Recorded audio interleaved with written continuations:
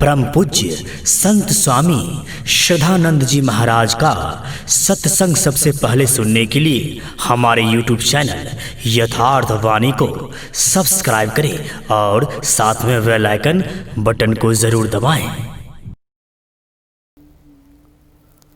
गुरु ब्रह्मा गुरु विष्णु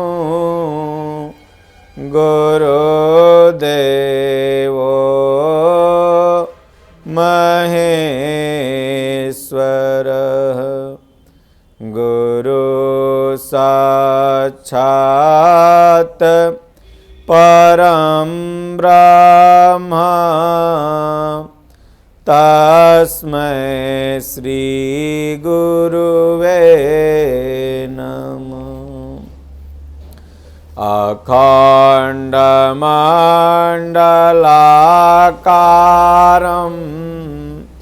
व्याप्तमयेन चराचरं तदपदं दर्शितं येन तस्मै श्री गुरुवे नमः। त्वमेव माता च पिता त्वमेव बन्धु च सखा त्वमेव विद्या द्रविणं त्वमेव सर्वं मम देव मोसमदीननदीनहित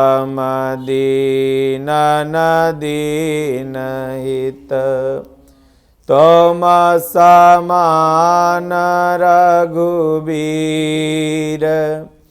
अस विचारी रघुवंशमणि हरहु विषम भवभीर जा पर कृपा राम करहोई तापर कृपा करहि सब कोई। श्री राम जय जय राम श्री राम जय जय राम। जयनाथ हित हम परने हूँ तो करी कृपा मोहि बर देहूँ। जो स्वरूप बस शिव मन माही जय कारण मुनि जतन कराही। सो स्वरूप देखहु भारी लोचन कृपा करहु प्रणतारति मोचन। श्री राम जय जय राम श्री राम जय जय राम। सोई पावन सोई सुभग शरीरा जो तन पाई भजिया रघुबीरा। सो सुख करम धर्म जारी जाऊ जहान राम पद पंकज भाऊ, जोग कुजोग ज्ञान अज्ञानु, जहान राम प्रेम परधानु। श्री राम जय राम जय जय राम, श्री राम जय राम जय जय राम। को न काहू सुख दुख कर दाता, निज कृत करम भोग सब भ्राता। जोग वियोग भोग भल मंदा, हितयन हित मध्यम भ्रम फंदा। धरनी धाम धन पुरा परिवारु, स्वर्ग नरक जहाँ लगी व्यवहारु। देखिया सोनिया गोनिया मन माही, मोह मूल परमारथ नाही। कबीराओ नर अंध हैं, गुरु को कहते और, हरि रूठे गुरु ठौर हैं, गुरु रूठे नहीं ठौर। कबीरा मन निर्मल भया, जैसे गंगा नीर, पाछे लागा हरि फिरे, कहत कबीर कबीर। सुख में सुमिरन ना किया, दुख में किया तू याद, कहाँ कबीर वादास की, कौन सुने फरियाद। सुख में सुमिरन सब करे, दुख में करे न कोय। जो दुख में सुमिरन, जो सुख में सुमिरन करे, तो दुख काहे होय। बोलिए श्री सद्गुरुदेव भगवान की जय। श्री रामचरितमानस लंका कांड हिंदी टीका अध्ययन भाग 54। गोस्वामी तुलसीदास जी कहते हैं, रावण ने जब सुना कि लक्ष्मण जी का शक्तिबान नष्ट हो गया, लक्ष्मण जी फिर जीवित हो गए, तब रावण क्रोधित होकर वह कुंभकर्ण के पास जाकर के उसे जगाया। कुंभकर्ण जगा उठ बैठा। वह कैसा दिखाई देता है, मानो स्वयं काल ही शरीर धारण करके बैठा हो।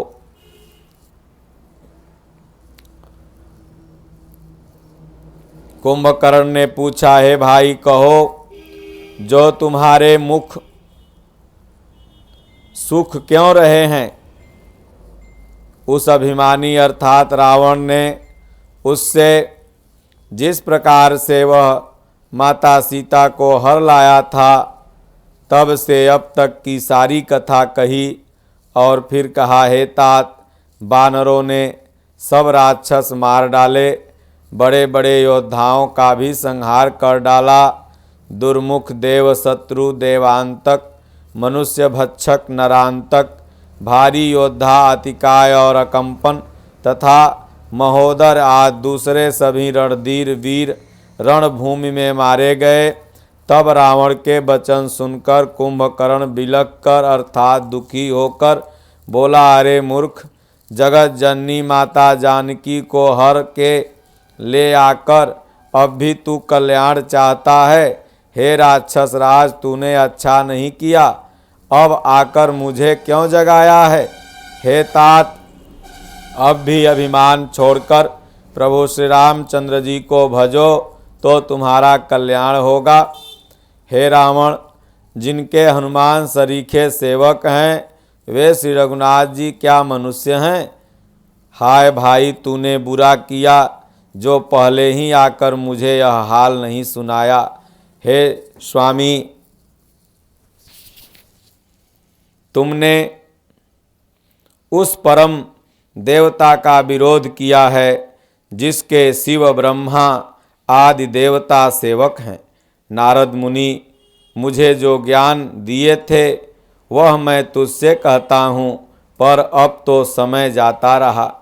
हे भाई, अब तो अंतिम बार अखबार भरकर मुझसे मिल ले, मैं जाकर अपने नेत्र सफल करूं। तीनों तापों को छुड़ाने वाले श्याम शरीर कमल नेत्र भगवान श्री राम जी का मैं जाकर दर्शन करूं। प्रभु श्री रामचंद्र जी के रूप और गुणों को स्मरण करके वह एक क्षण के लिए प्रेम मग्न हो गया। फिर रावण ने करोड़ों घड़े मदिरा और अनेकों भैंसे मंगवाए। भैंसे खाकर और मदिरा पीकर वह वज्रघात अर्थात बिजली गिरने के समान गर्जा। मद से चूर रण के उत्साह से पूर्ण कुंभकर्ण किला छोड़कर चला, सेना भी साथ नहीं ली। उसे देखकर विभीषण आगे आए और उसके चरणों में गिरकर अपना नाम सुनाया। छोटे भाई को उठाकर उसने हृदय से लगा लिया और श्री रघुनाथ जी का भक्त जानकर वे उसके मन को प्रिय लगे।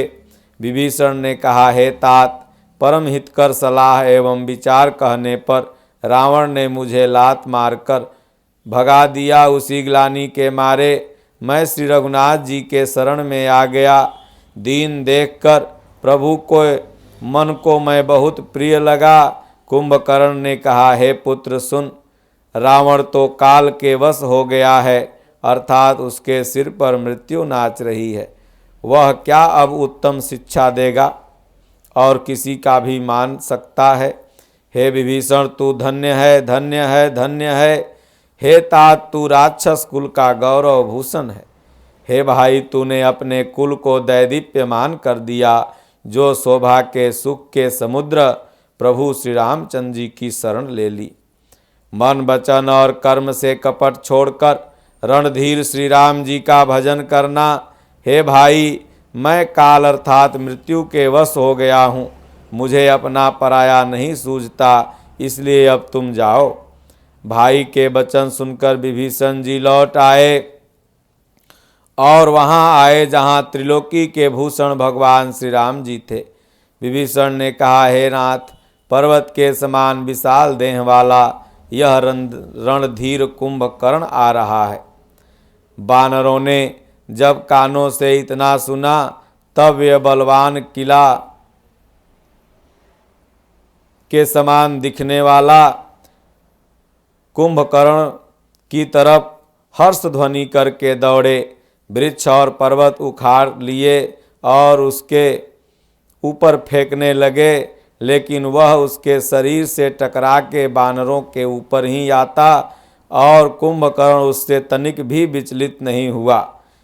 गोस्वामी जी उदाहरण देते हुए कहते हैं कि वानर भालू के वृक्ष अस्त्र शस्त्र ऐसे दिख रहे हैं, लग रहे हैं जैसे मदार के फलों की मार से हाथी पर कुछ असर नहीं होता। तब हनुमान जी ने उसे एक घूंसा मारा, जिससे वह व्याकुल होकर पृथ्वी पर गिर पड़ा और सिर पीटने लगा। फिर उसने हनुमान जी को उठा करके पटक दिया। वे चक्कर खा के तुरंत हनुमान जी पृथ्वी पर गिर पड़े। फिर उसने नल नील को पृथ्वी पर पटक दिया और दूसरे योद्धाओं को भी जहाँ तहाँ पटक करके मसलने लगा। वानर सेना में भगदड़ मच गई। सब भयभीत होकर के सुग्रीव के पास आए। सुग्रीव समेत अंगद आदि वानरों को मूर्छित करके फिर वह अपरिमित बल की सीमा कुंभकर्ण वानर राज सुग्रीव को कांख में दबाकर चला। भगवान भोलेनाथ कहते हैं, हे उमा, श्री रघुनाथ जी वैसे ही नरलीला कर रहे हैं जैसे गरुण सर्पों के समूह में मिलकर खेलता हो, जो भौं के इशारे मात्र से अर्थात बिना परिश्रम के काल को भी खा जाते हैं, उसे कहीं ऐसी लड़ाई शोभा देती है। भगवान इसके द्वारा जगत को पवित्र करने वाली वह कीर्ति फैलाएंगे जिसे गा गा कर मनुष्य भवसागर से तर जाएंगे। मूर्छा जाती रही। तब मारुति नंदन हनुमान जी जागे और फिर वे सुग्रीव को खोजने लगे। सुग्रीव की भी मूर्छा दूर हुई। तब वे मुर्दे से होकर खिसक गए, कांख से नीचे गिर पड़े। कुंभकर्ण ने उनको मृतक जाना। उन्होंने कुंभकर्ण के नाक कान दांतों से काट लिए और फिर गरज कर आकाश की ओर चले। तब कुंभकर्ण ने जाना। उसने सुग्रीव का पैर पकड़कर उनको पृथ्वी पर पछाड़ दिया। फिर सुग्रीव जी ने बड़ी फुर्ती से उठकर उसे मारा। तब बलवान सुग्रीव प्रभु के पास आए और बोले, कृपा निधान प्रभु की जय हो, जय हो। नाक कान काटे गए ऐसा मन में जानकर बड़ी ग्लानि हुई और वह क्रोध करके लौटा।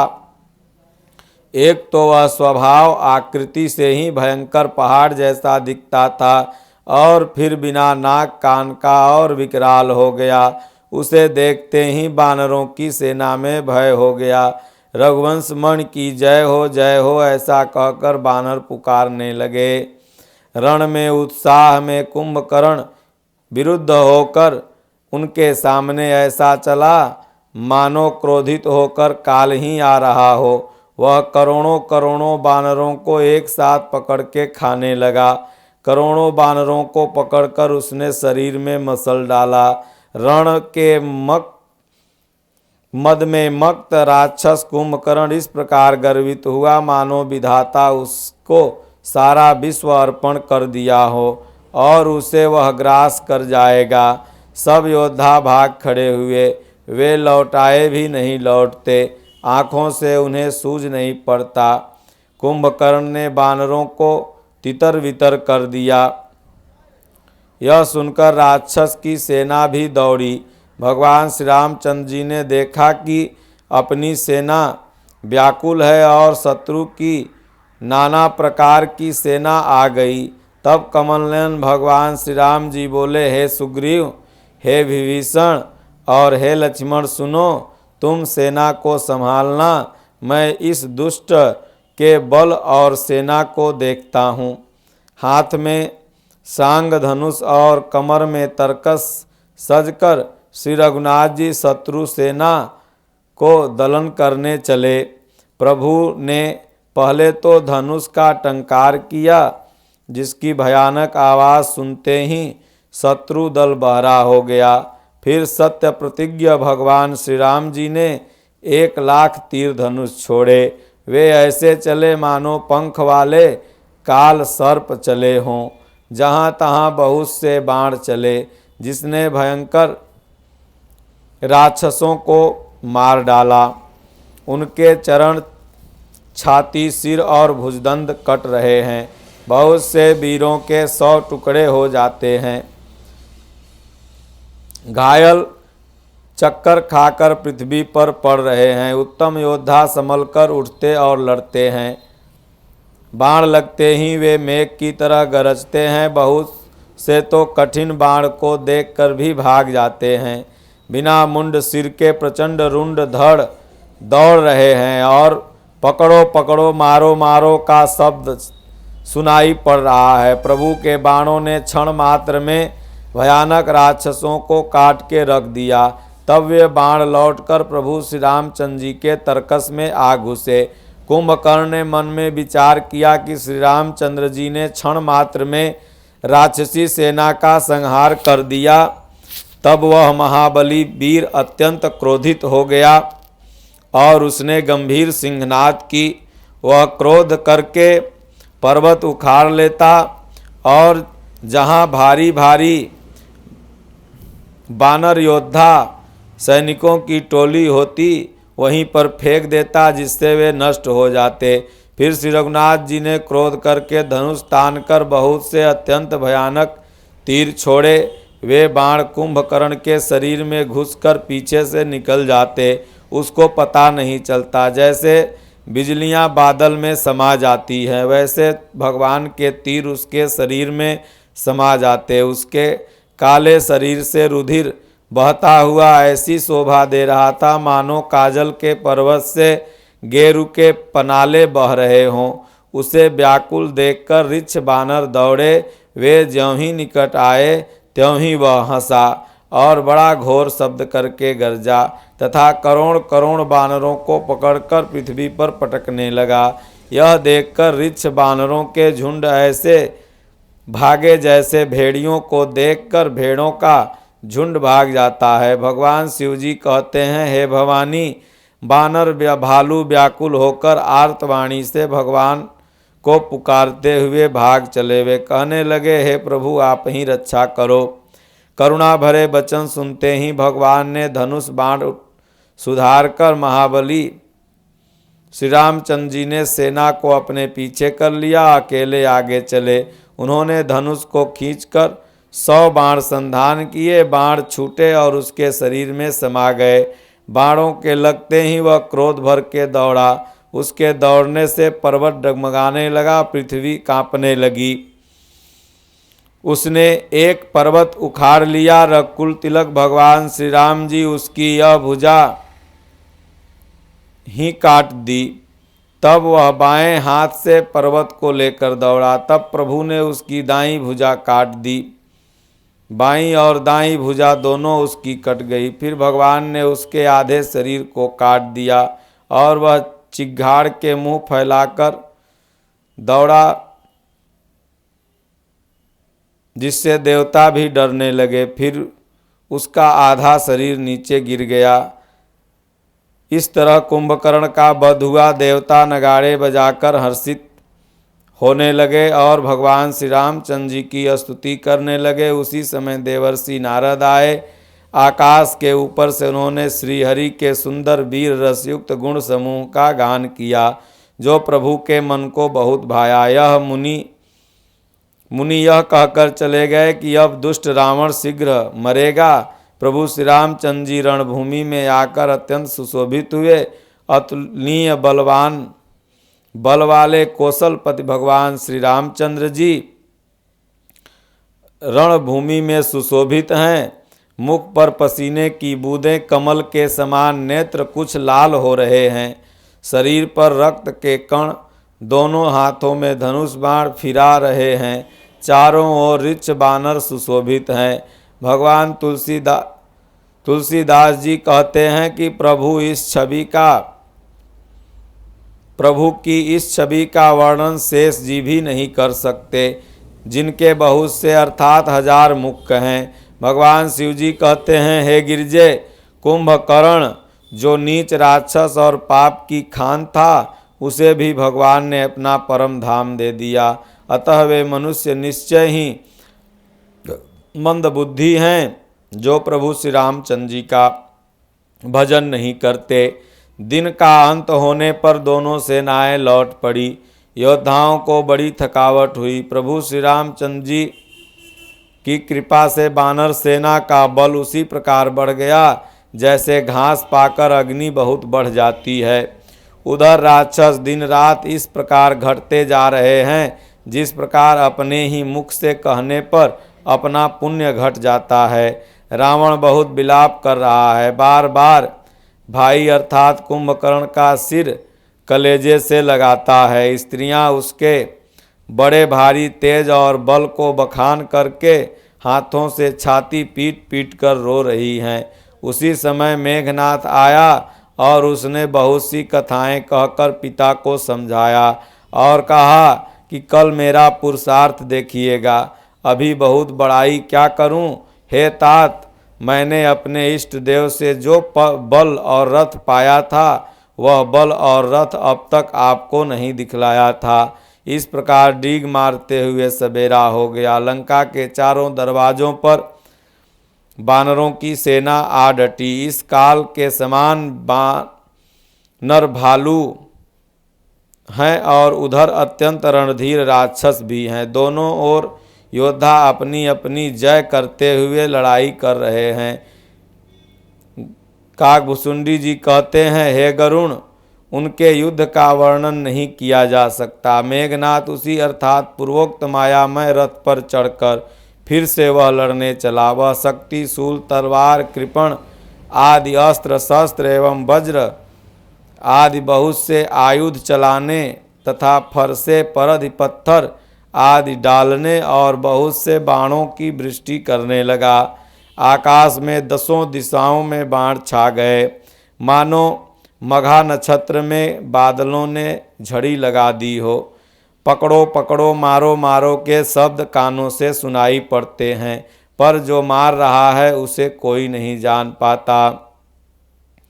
फिर उसने लक्ष्मण जी, सुग्रीव और विभीषण को बाणों से मारकर घायल कर दिया। फिर श्री रघुनाथ जी से लड़ने लगा।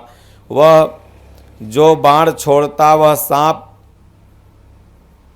के आकार होकर लगते, जो स्वतंत्र अत्यंत एक अर्थात अखंड और निर्विकार हैं। जो खर के शत्रु श्री राम जी लीला से नागपाश के वश में हो गए, उससे बध गए। श्री रामचंद्र जी सदा स्वतंत्र एक अद्वितीय भगवान हैं। वे नट की तरह अनेकों प्रकार की दिखावटी लीलाएं कर रहे हैं।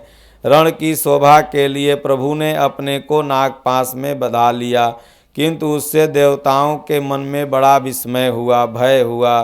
भगवान शिव जी कहते हैं, हे गिरिजा, जिनका नाम जपकर मुनि भव अर्थात जन्म मृत्यु की फांसी से कट जाते हैं अर्थात मुक्त हो जाते हैं, वे सर्वव्यापक और विश्व निवास अर्थात विश्व के आधार प्रभु को कहीं कोई बंधन में बांध सकता है। हे भवानी, भगवान श्री राम जी की इन सगुण लीलाओं के विषय में बुद्धि और वाणी बल से तर्क अर्थात निर्णय नहीं किया जा सकता। ऐसा विचार कर जो तत्वज्ञानी और विरक्त पुरुष हैं, वे सब तर्क अर्थात शंका छोड़कर भगवान श्री राम जी का भजन ही करते हैं। मेघनाथ ने सेना को व्याकुल कर दिया। फिर वह प्रकट हो गया और दुर्वचन कहने लगा। इस पर जामवंत ने कहा, अरे दुष्ट, खड़ा रह। यह सुनकर उसे बड़ा क्रोध हुआ। अरे मूर्ख, मैंने बूढ़ा जानकर तुझे छोड़ दिया। अरे अधम, अब तू मुझी को ललकार रहा है। ऐसा कहकर उसने चमकता हुआ त्रिशूल चलाया। जामवंत उसी त्रिशूल को हाथ में पकड़कर दौड़े और उसे मेघनाथ की छाती में मार दिया। यह देवताओं का शत्रु चक्कर खा के मेघनाथ पृथ्वी पर गिर पड़ा। जामवंत ने फिर क्रोध में भरकर पैर पकड़कर उसको घुमाया और पृथ्वी पर पटककर उसे अपना बल दिखला दिया, किंतु वरदान के प्रताप से वह मरा नहीं। तब जामवंत ने उसका पैर पकड़कर उसे लंका पर फेंक दिया। इधर देवर्षि नारद जी गरुण को भेजे और वह तुरंत भगवान श्री राम जी के पास पहुँचे। पक्षीराज गरुण जी सब माया सर्पों के समूह को पकड़कर खा गए। तब सब बानरों के झुंड माया से रहित होकर हर्षित हो गए। पर्वत, वृक्ष, पत्थर, नख धारण किए हुए बानर क्रोधित होकर दौड़े। निशाचर विशेष व्याकुल होकर भाग गए और भागकर किले पर चढ़ गए। मेघनाथ की मूर्छा छूटी। तब वह पिता को देख करके लजा गया और वह अपनी गुफा में चला गया तपस्या करने। यहाँ विभीषण ने यह सलाह विचारी भगवान से कहा कि वह अगर अपनी तपस्या में आज सिद्ध हो गया तो प्रभु अमर हो जाएगा, इसलिए उसके यज्ञ को अपवित्र कर दीजिए। हे प्रभु, यदि वह यज्ञ सिद्ध हो पाएगा तो हे नाथ, वह फिर जल्दी नहीं जीत सकेगा उसे कोई। यह सुनकर श्री रघुनाथ जी बहुत सुख माने और अंगद आदि से वानरों को बुलाया और कहा, हे भाइयों, सब लोग लक्ष्मण जी के साथ जाओ और जाकर यज्ञ को विध्वंस करो। हे लक्ष्मण, संग्राम में तुम उसे मारना। देवताओं को भयभीत देखकर मुझे बड़ा दुख है। हे भाई सुनो, उसको ऐसे बल और बुद्धि के उपाय से मारना जिससे निशाचर का नाश हो। हे जामवंत, सुग्रीव और विभीषण, तुम तीनों जन सेना समेत लक्ष्मण जी के साथ रहना। इस प्रकार श्री रघुनाथ जी ने आज्ञा दी और कमर में तरकस कस के मेघनाथ को मारने के लिए लक्ष्मण जी चल दिए। श्री रघुनाथ जी के चरणों में सिर नवाकर शेषावतार लक्ष्मण जी तुरंत चले और उनके साथ अंगद, नील, मयंद, नल, हनुमान और अति उत्तम योद्धा थे। ओम श्री सद्गुरुदेव भगवान की जय। श्री राम जय राम, जय जय राम। श्री राम जय राम, जय जय राम।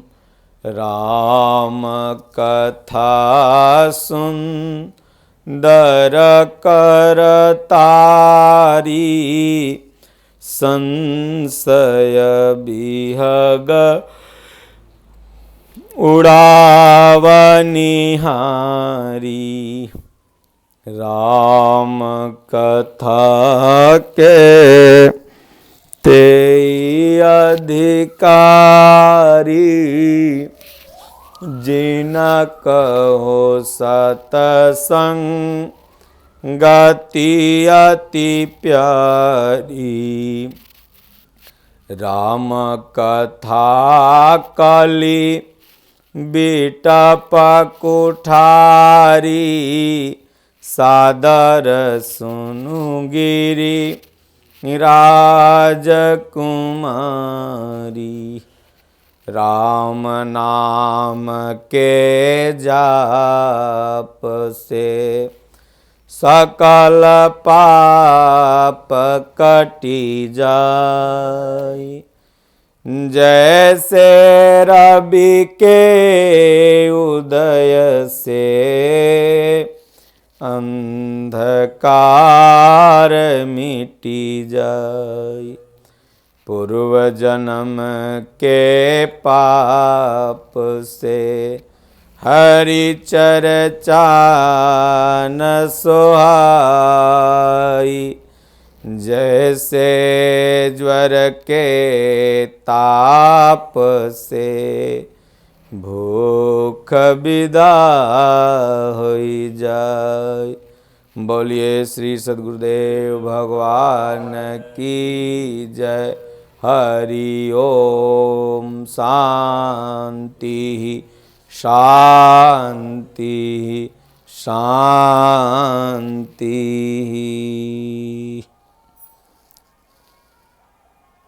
परम पूज्य संत स्वामी श्रद्धानंद जी महाराज का सत्संग सबसे पहले सुनने के लिए हमारे YouTube चैनल यथार्थ वाणी को सब्सक्राइब करें और साथ में बेल आइकन बटन को जरूर दबाएं।